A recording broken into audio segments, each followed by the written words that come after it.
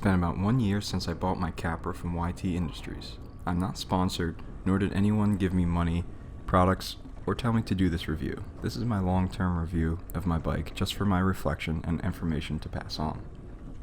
What we have here is a 2018 YT Capra AL29 I bought on sale for about $2,400. Starting with the specs. The frame is aluminum with a nice matte black finish and teal blue finish. The wheels and tires are both front and rear 29-inch DT Swiss rims with Maxxis Minion DHR2 2.4-inch tires. The suspension is fixed with a RockShox Lyric fork with 160mm of travel and a RockShox Super Deluxe R rear shock with 160mm of travel in the frame. The drivetrain consists of race-face effect cranks with a 32-tooth ring going back to an 11-speed E13 TRS Plus cassette with 9 to 46 tooth range. Shifting is done by Shimano SLX gear. The components are mostly race-face effect spec with E13 TRS Plus 150mm dropper post. As for brakes, it has SRAM Code R hydraulic disc brakes with 200mm rotors.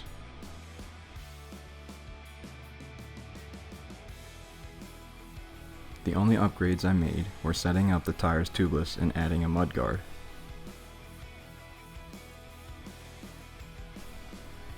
Things I really like about the construction of the bike are the E13 bash guard. It has saved my chainring hundreds of times. I also like the beefy gravity-oriented brakes. Stopping power is a great thing to have. The internal cable routing is another thing I really enjoy. The clean look and functionality of it really make this bike sharp. Things I dislike about the build include the dropper post. Now there isn't anything wrong with it, but I run my seat post high, in which there was an option on the build to get the 170mm post instead of the 150. This way I can get rid of all this used space. I also wish the hubs had some more points of engagement. I feel like there's a lot of play between pedaling, but I can easily deal with this, as this is a budget build and there's nothing wrong with it, just being picky. The Capra rides very well in my opinion. It climbs just as well as my old bike. It is a little heavy and the front wheel does wander a bit when it gets steep, but that's all okay. It really depends on my fitness for how well this bike climbs, and I don't have any complaints.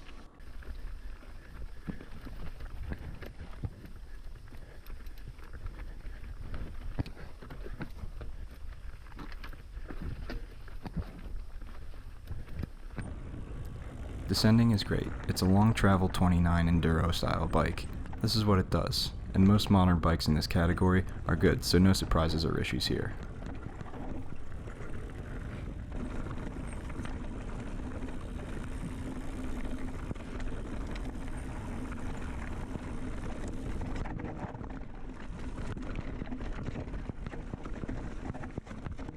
There are 3 places where I did have issues, however. First, my dropper post got really slow at returning up after a muddy ride, but after a quick consult from E13, it was fixed after opening up the threads on the dropper and cleaning them and adding a little tri-flow to it.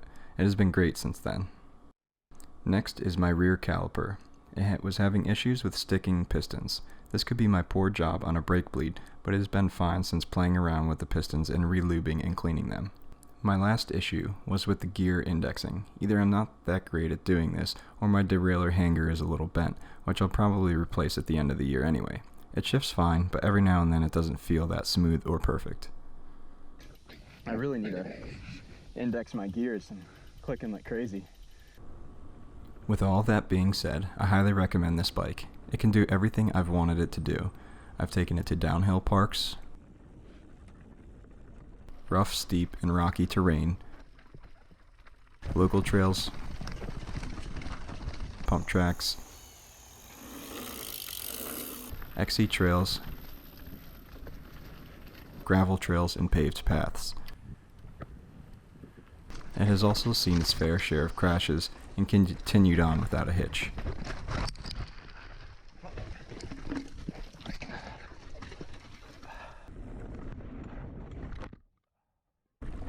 This bike is plenty adequate for anything I want to do with it. The only places where it lacks can only be due to my lack of ability.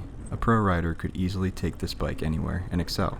Even a rider who is just marginally better than I am could do the same. Because this is a modern enduro bike, it can handle anything I'm going to do with it, so this really boils down to how good of a rider you are. What is your fitness like? And where will you ride? These are better questions to ask before buying a bike, in my opinion. So that's my long-term review of the 2018 YT Capra 29AL. It has suited me well for a diverse year of riding, and it will continue to do so. I'm very happy with my large purchase, even 1 year later. So with that, if you'd like to support the channel, subscribe, and if you haven't already, please keep coming back to the channel for more content. Follow me on Instagram as well at Everyday Mountain Bike to see where I'm riding and what's up. Thanks for watching, and I'll catch you on the next one.